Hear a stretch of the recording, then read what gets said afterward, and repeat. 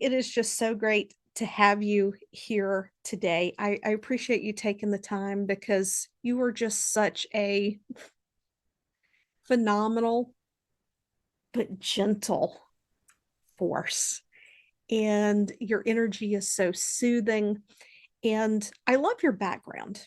I love that spirituality is really the backbone Mhm. of what it is that you do and how it is that you serve. And one of the things that you had mentioned was that when you were 16, that's when you started meditating and you went off to Europe. And what has your journey been like? Because we'll probably get into it a little bit later. This has really been a journey and an evolution for you in different phases of your life and how you embody Mm. that energy and spirituality. So, what was that start like at 16, meditating and then off to Mm. Europe? Well, first of all, thank you so much for inviting me on. You're just one of my favorite people. I love talking with you any chance and different ideation I can. So thank you so much for having me. And yeah, I would say that I've been a seeker for as long as I can remember. And I think the impetus to learn to meditate really came out of a dark time in my life, or a time that I was perceiving to be very dark. I will say that I came from a less than functional family, as maybe some of your listeners can relate. There was a lot of, let's say, dysfunction, and I felt darkness.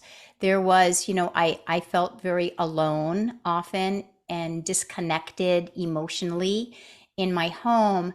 And I think of like a dark, just dark.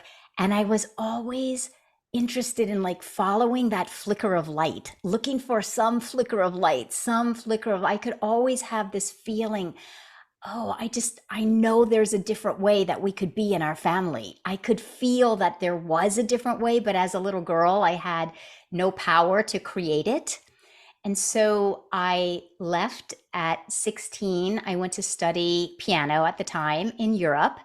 And when I got over there, I was introduced in a class to a man who taught transcendental meditation. And he was sharing about it because a lot of the practices around piano performance have to do with being relaxed, being connected. And so I was intrigued, and I've always been interested in that potential and what is greater out there that I could have access to. And so it drew me in, it just had me. And I learned transcendental meditation was my first form formally of meditation. Have since learned many other, Vipassana and many other types of meditation, insight meditation. Um, but that was my first foray and what attracted me. Yeah, I think that that story probably represents a lot of people. There are those who say that all personal growth comes out of pain. It comes out of us being in a place that we're motivated to move out of it. And I love that you talk about following that little bit of light and giving yourself permission to do that. So many people take on the stories Mhm. of their families or their church or society, and they will actually dismiss those nudges. Did Was that ever a factor for you? And if it was, how did you deal with that? 100%. You know, 100%. I was very indoctrinated and loyal to my story, um, Yeah. often for, many years. And I simultaneously had the feeling of, well, I know what isn't working so well. So let me lean into what might work more efficiently in a way that is more representative of who I am, because I felt like a black sheep in my family often. I always felt like the black sheep. And oh, she's so interested in that woo woo, that spirituality stuff, and just the different ways that I was felt like I was portrayed. And so, yes, I was indoctrinated into that story of lack, story of something must be wrong with me because I'm not fitting in with these people that I really love and I really want them to approve of me and I'd like to fit in with them. And so I was going to say indoctrinated, but I really want to say I was loyal to that story. I thought it really was who I was at the time.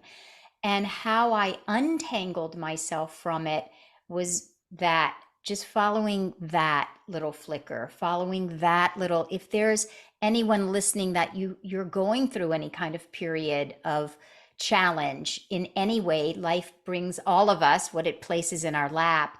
And what I've learned is just to, there is always that possibility, that little small light, there's something to follow, there's a breadcrumb.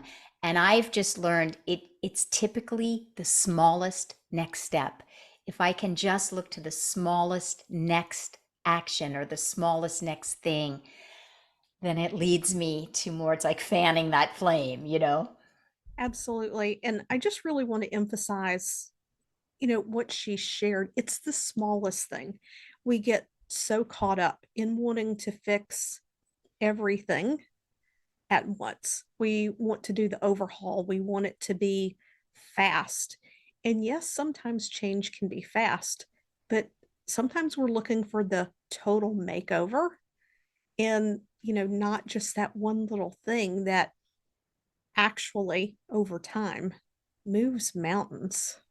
Yeah. So, Yeah. how did you go from meditation into choosing to be a spiritual counselor? hmm And that I will say, I always say for anyone on a personal growth path, courage is always the quality that comes to me. It's never lost on me that if anyone is seeking to take even that next step, it's an act of courage. So for Yes. myself, I was in this world of competitive piano, and I'm not really a competitive person, but I'm good at I love music, and so it comes easily to me. And I was in the midst of coming to terms with myself, of knowing that I was following this path because it's the path that my mom wanted for me. And I happen to be good at it. And I love music, but it wasn't really my calling. And I knew that. And I didn't know what my calling was. So at the time, meditation was, I was using it for personal reasons to bring myself into centeredness, anchoredness, peace, calm, as I was moving through this chapter of, I know this isn't my soul's calling, playing the piano, but I don't know what is. So I didn't have oh, I'm going to go become a therapist. I didn't have that. I was in a place of the unknown. But I did follow the meditation route, and I started teaching meditation. I moved out to Los Angeles, not even to Los Angeles. I moved to Tecate, Mexico, and I worked at a spa called Rancho La Puerta, and I taught meditation. So I learned meditation and then became a meditation teacher, not seeking to be a meditation teacher for the rest of my life, using what I learned to create a living as I was trying to figure out what I was going to do for my Yeah. purpose. And I started teaching there. And from there, I ended up coming up to LA. And from there, I found a spiritual community, became licensed as a spiritual therapist, and ended up doing my master's in spiritual psychology. So I've always followed the thing that interested me most. And it was mostly as a seeker, mostly as a student. So the technology of meditation, I needed that for my own personal transformation in my life. Then I hear these two words together, spiritual psychology. I know that's for me. I know I needed it for my own personal growth and evolution. And it was in the midst of that that I realized, oh, I'm in the midst of my purpose. I'm right here. This is what I'm meant to do. But to answer your question, I followed the dots for my own personal growth and evolution. And it was, I'll just quickly say the courage piece.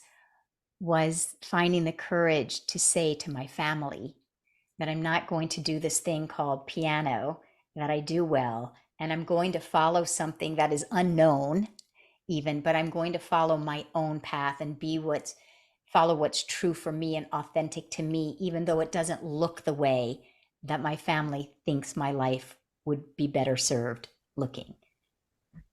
In the midst of all of that loyalty and knowing how people get attached to things turning out a certain way, I can imagine that maybe that didn't feel like the easiest thing at the moment. Is that true? Mm-mm. Absolutely. And I would say for probably everyone listening, right? The It's often the most uncomfortable thing. Like, really? It's got to be this? Like, couldn't I just want to play piano for the rest of my life and call it a day? Everything would be so much easier. So that's why I have so much compassion and feel like it's such a courageous act for anyone listening who's in the midst of maybe feeling called more towards living on purpose for what's authentic to you and turning away from what culture, or as you had said earlier, it could have been religion or family of origin or culture.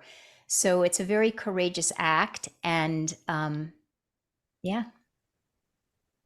Yeah, it most definitely is. And giving ourselves permission. And I'm just going to go ahead and give a little plug here. The name of your podcast is Permission to Thrive.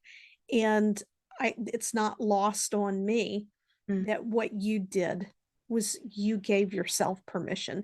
You said yes to you instead of saying yes to everyone else, which can be very depleting. It's a conversation that I have often with people. You impact a lot of lives. You've taken that spiritual psychology and you have built something that's beautiful. You collaborate with mm, some people that you just have this beautiful network of how you impact people and bring that compassion and love into the world. And it amazes me how soft and feminine mm, you are doing it. Because for me, mm, I've only been full time in business for a few years, but I was in healthcare for a long time. I've been the primary breadwinner for almost 20 years, mm, and I'm breaking the habit of being in that masculine energy. mhm. And there's just this whole softness about you. Um, I would love for you to explore that and share how, as an entrepreneur, as Yeah. a counselor, a mom, you've done that. I appreciate that question so much because I think that we, especially as women, but women and men in this culture, we're in such a toxically masculinized culture. And so we all have that hustle, work hard, it's hard to earn. We're masculinized, all of us, and we get a lot of accolades from that. And so I appreciate it very much because I know that my own spiritual journey of seeking to know myself, to be a being first, a being. I'm a being, and I was on such a journey. I felt so disconnected from a sense of worth and disconnected from a being of receiving and in a flow. And I was seeking that. And I think this is a key element for us to bring into whether it's motherhood, whether it's into our business. And again, I keep feeling this quality of courage, but I believe it is such a courageous act to, you're almost going against what culture tells you. Culture says, be a good girl, work hard. The harder you work, the better you are. And so to choose to go against the grain, so to speak, and say, you know what? I believe that we are here for a nanosecond on this earth. It's like it goes by so quickly. And what's important to me and what I find in the people that I work with is that what's really important to all of us is this connection. and intimacy. Like I've just loved getting to know you over the time that we've gotten to know each other. And research shows when individuals are passing over onto the other side and on their quote deathbed, research shows unequivocally the person looks back and is looking to how much they allowed themselves the permission to connect with other people and to be in relationship with other people. They're not thinking about how hard they worked, how much money they made, all of which is fine. You know, we all are here to live opulently and abundantly, and that's wonderful. But I wanted my business, my motherhood, my marriage, I wanted it to come from a place of my being. I wanted it to come from a rich place and a connected place. And I, just like everyone else, had been indoctrinated into, I was playing competitive piano in Europe. It's like the harder you work, the more hours you practice, there's a treadmill out there. It's a real thing.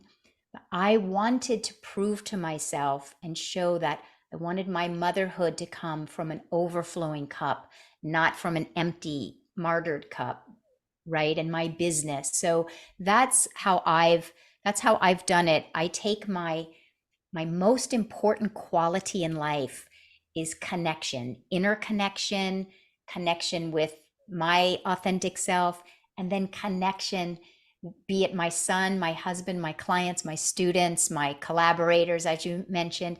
Connection is my highest value. So if I really want to bring that, I have to experience it inside of myself. And that's kind of how I've worked it.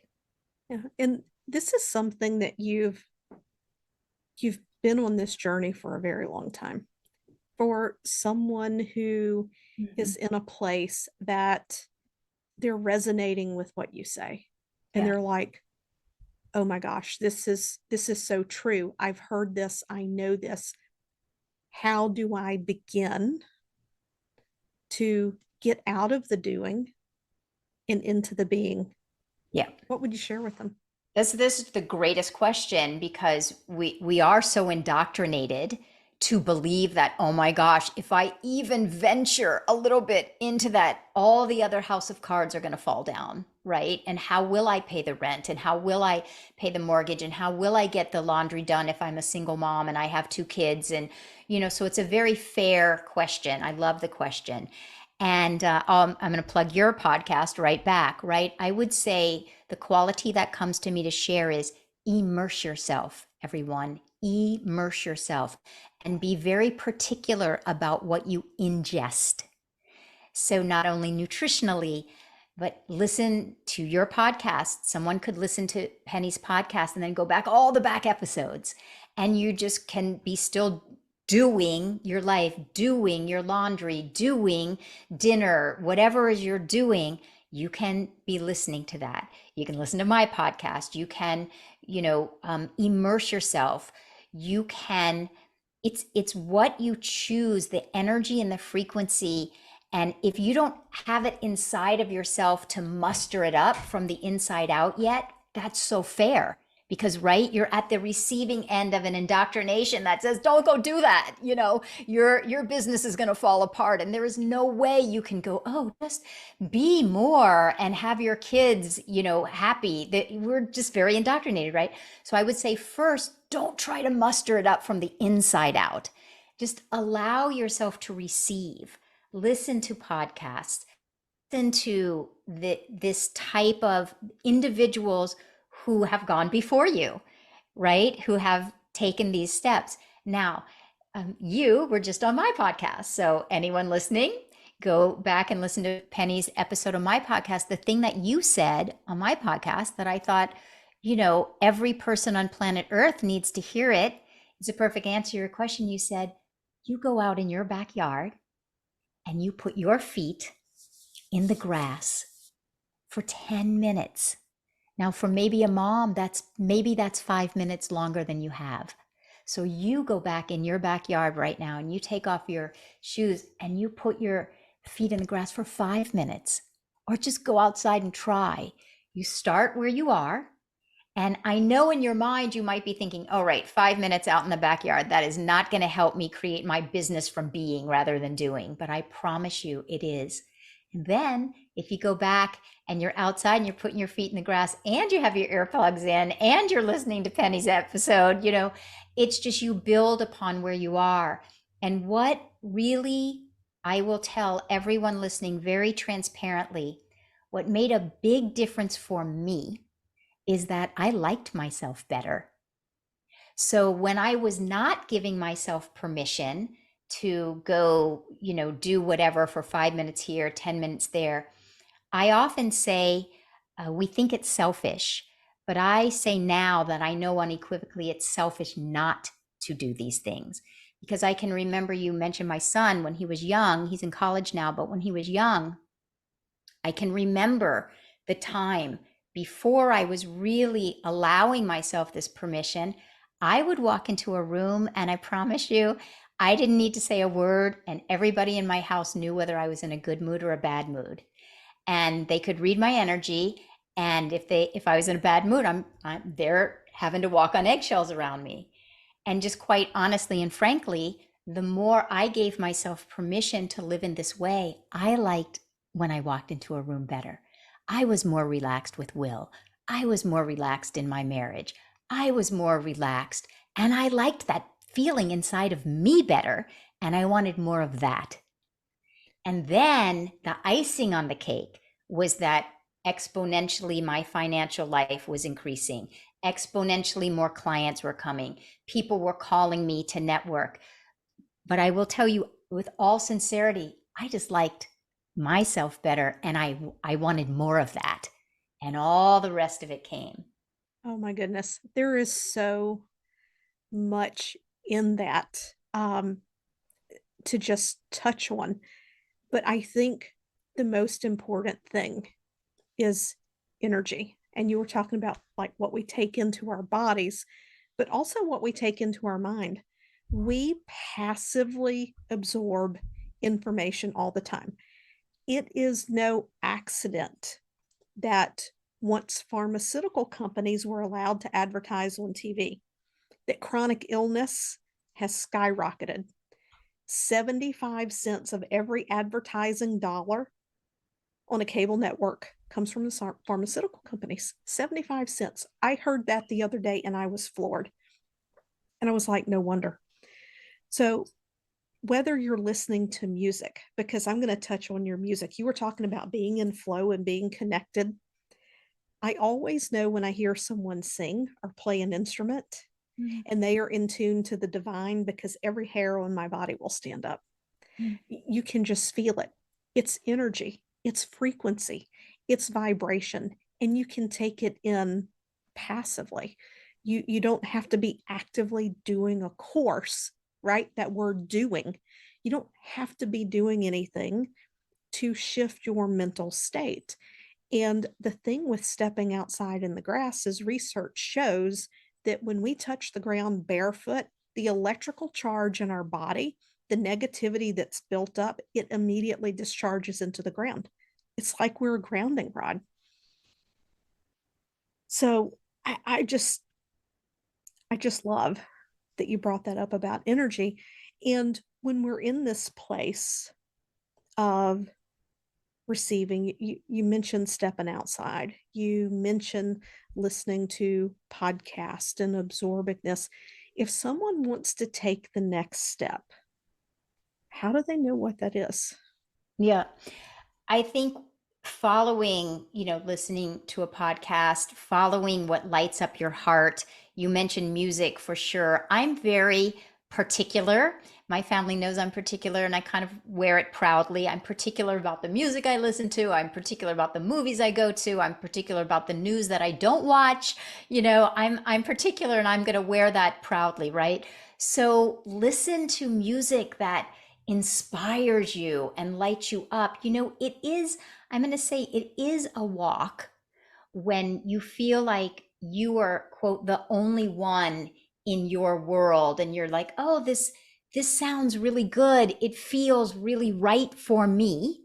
And then you are inundated with maybe a spouse or friends. I remember when my son was young, I will answer this question, but this is really pivotal in my life. I remember when my son was really young and I was changing the structure of my business. I was a therapist. I was before a lot of Zoom and online, so I mostly saw people one on one. And I knew I did not want to continue to see clients in the evening because I wanted to be with my family. And I can't tell you, Penny, how many well meaning people, dear friends of mine, people who loved and cared for me, inundated me with, "Are you kidding? That is going to be the death of your business. You're not going to have, you have to see clients after work. Like, that's, what are you thinking? You know?" And I thought, no, I'm going to see clients at lunchtime or when he's at preschool or, and it wasn't, this was 20 years ago. So, it wasn't in the day when, oh, yes, I'm seeing people from London. So I can see them at 7 in the morning, right? They were coming in person. And people, one after another, told me this is going to be the death of my business. And I just knew in my heart of hearts that not only if I'm doing it in a way that lines up for me, was everything going to thrive, but I also knew there is no way that somebody who's already overworking, probably working 50 hours a week, wants to come to my office at 8 p.m. at night. So I just knew it's going to be better for them anyway to take an hour out of their day. This was before research. Now research absolutely shows that if you take an hour out of your day and go work out, go to, do something for yourself, the bottom line of your business will increase because your workers, your employees are going to come back. They're going to be richer, fuller. They're going to be more productive. They're going to work better because right? But that was before I just knew it. And of course that happened. Of course, people came to me at whatever hour. They didn't care because they wanted what I had to bring. They wanted the transformation. So when you're asking where do people start, I'm saying, I can understand that the next step may seem elusive because the people in your orbit might be saying to you, "Oh, you can't do that because this is going to happen." So again, I just say, find the people who have already done it and stick with those people. I just have a few people and I stick with those people. So go to Penny's website, go to my website, find someone who's doing it in a way where you're going, "Oh, I want what they have." If you're a mom listening, I have a book. I wrote a book called The Motherhood Evolution, all about how to raise your child in this environment. If you're an entrepreneur, go to my website, go to Penny's website. Just find someone, doesn't have to be us. Find someone where your heart is saying, "Oh, I want what they have. I like the way they're able to do it," and learn from them. Again, immerse yourself in their energy until it sparks, lights up Yeah. in your own. I have people who think I'm crazy because it's summer winding down, like literally today. Summer's winding down. But it was so hot in August. I mean, it was over 100 plus degrees as soon as it cooled down. Some afternoons I take a 2 or 3 hour break by the pool just to be outside because this time of year, it feels nourishing to me. Yeah. And I mean, if we're in a job and we're punching a clock, it's not necessarily easy. But if you're running your own business, listen to what she shared. Instead of sitting there and thinking, oh my God, I have to get this done.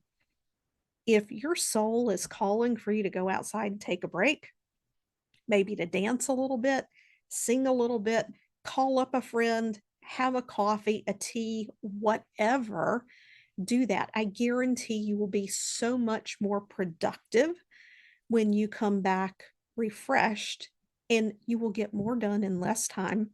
And you're not in all of that push masculine energy. Now, your son is off to college now. So, how is this transitioning for you? Because you're going into a new phase of your business, a new phase of your identity, a new phase of your life. Yes. And I want to echo what you're saying first and foremost for everyone listening. I think part of the courage is to be willing to be the first person in your circle. So when Will was young and I was restructuring my business not to work in the evenings, I had to find the courage to be the first person to do that. And I remember when he was young also, and we'd have play dates, and we didn't do very much media in our house. And 20 something years ago, it's hip and cool to not do media now, but Right. 20 years ago, people thought I was just wacky. And having some of the conversations with the moms used to make me really nervous. Well, when your son comes over, your child comes over, we don't really do media. Are you cool? Like, we go in the backyard and we're going to dig ditches, and it made me nervous to be the first mom to go, we don't do media. We're going to be in the backyard. I'm going to be spraying your kid down, bring extra clothes. But inevitably what I found was then the other mom was going, I want that too. I don't want my kid in front of a square, watching a program, watching a movie with their friends. Like, I want them. So I'm just offering, have the courage to be the first person. So now you're asking, my son is in college, and I am in a new phase, and I'm finding the same courage to be the first person to do exactly what you're saying. I'm a louder and louder spokesperson now for doing less and being more productive, really crafting and curating a life that works for me, and see the exponential financial. I mean, and you can attest to this because you've been a big support and assistance of this, working with you, is that my business is skyrocketing and it's exponentially expanding. And it's because I'm traveling more. I'm taking more time. My husband and I are celebrating, 25 years together tomorrow. I'm really following what's important to my heart. That might be different than other people, and other people are in different chapters. If you have, two toddlers running around, you're in a different chapter for your business, but the practice stays the same. The Yes. practice when my son was 3 or now that he's in college is the same. It's following inside of me what nourishes me, and having the courage to know that if I am well nourished, if I am well fed from the inside out, how could the universe not? It is a universal principle that our outer life is a reflection of our inner consciousness.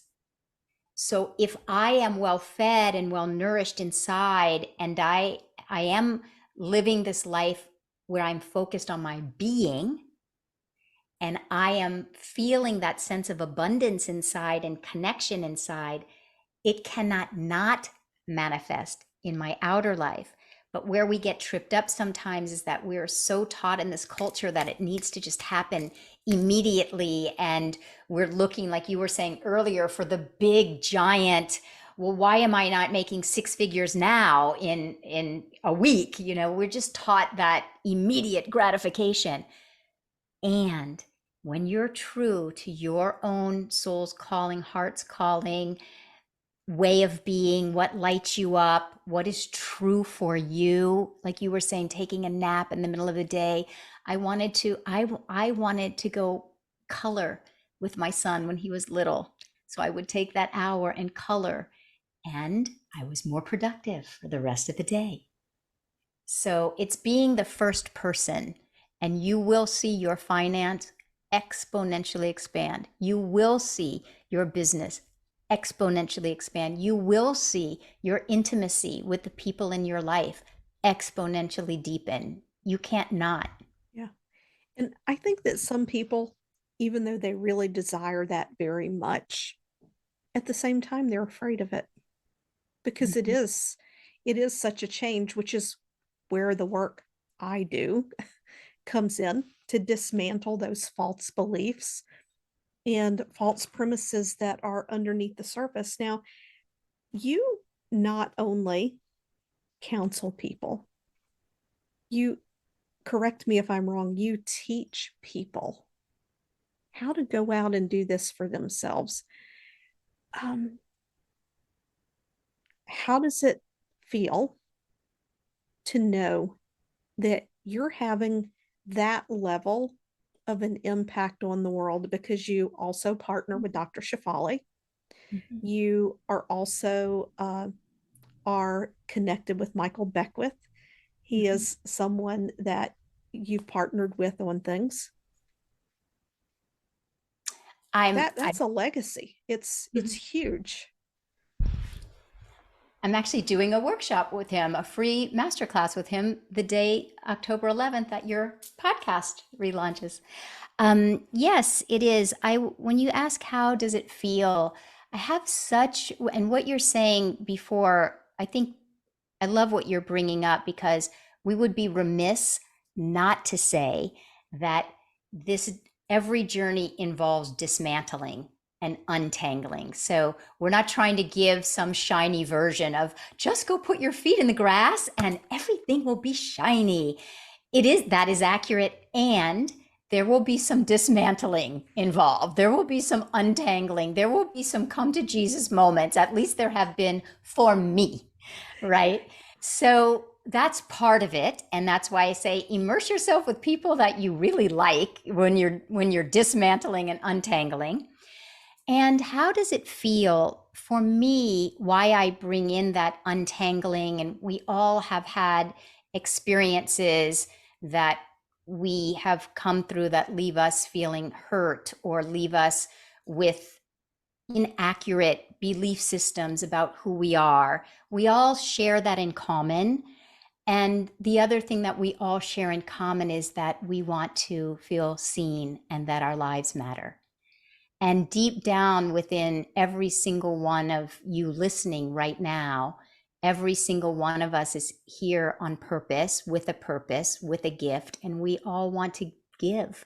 Whether it's being a kinder mom to our kids than we received from our mom, whatever it is, there's something inside. We all have these different callings, and how it feels to me to get to be part of it is I get to be part of helping to heal humanity in my own little corner of the world, and to feel that I know unequivocally that everyone listening wants to feel that they matter. And so then to help train another coach how to go out and assist that person to know that they matter is incredible. It's incredible. You said on my podcast that you wished your big wish for humanity was that everyone on the globe could find 15 minutes to be all together at one time and tap into this loving energy, and we would change the world.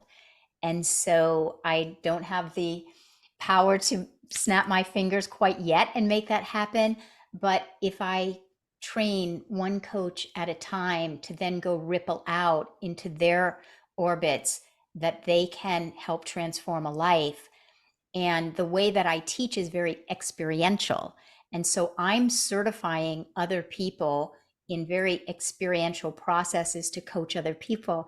But the real great byproduct is that the coach themselves is then exponentially expanding their life. So even if you never saw a client, you yourself, and I have many people that come to me and they're not interested in coaching. They're interested in just exponentially expanding and transforming their own life.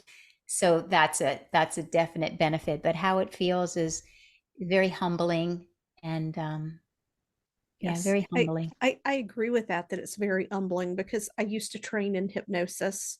I Mhm. don't know if I will going forward, but you know, even if those students never go on to be a hypnotist, they have a transformational experience. And any one of us, when we have a transformational experience, our perception changes, our energy changes in the way that you mentioned when your son was small. When you walked into the room, people immediately knew if it was a good day or it was a bad day. Our energy carries. People can feel our energy before they even see our face. And that has a ripple effect in the world. And I don't know about you. Feel free to share. Sometimes I will get an offhand message. It'll say, "Oh my God, you shared this post in XYZ. I look forward to, whenever you put something out, this was life changing." And it makes me stop and realize, because one thing that has been shared to me from my spiritual mentor is that every decision we make impacts the next 7 generations. Mm, So if I had chosen this morning to not get out of bed, to mm, cancel these interviews, if I wanted to be in my self pity because I was in a bad mood, which I wasn't, I woke up in a great mood today, but just as an example, and then this interview did not happen and it mm, didn't come out on the 11th, which is the plan. mm.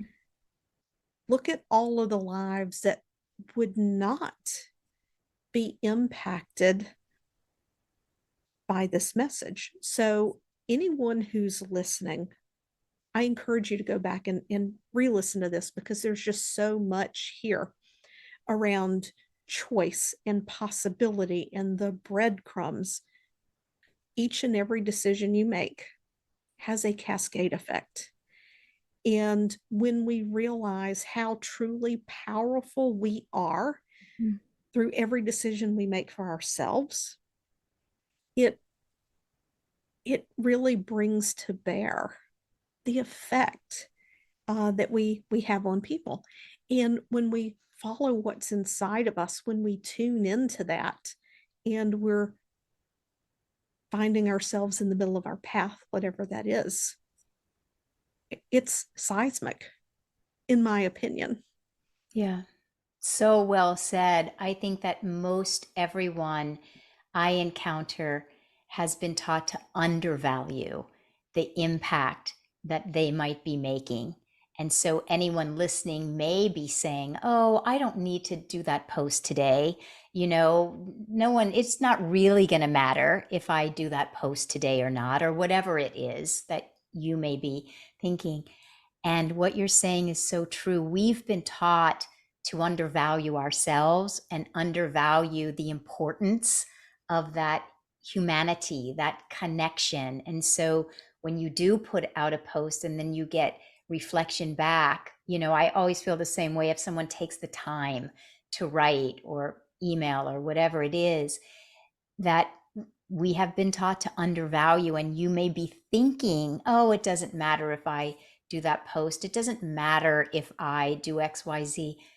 And you know what? It does matter, It does. because and I don't know if you have this experience, but Michael Beckwith and I talk about this all the time, how when you are giving of yourself authentically, it's actually rare that you ever really get back. You don't really see what an impact you are making.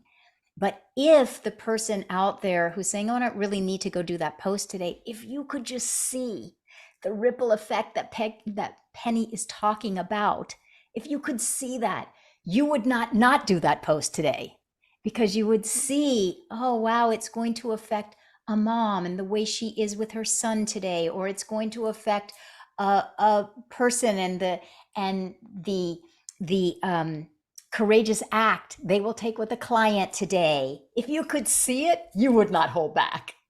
Absolutely not. I get so overjoyed when I see people coming into their own, because that's all I want for people. I want Yeah. for people to be happy.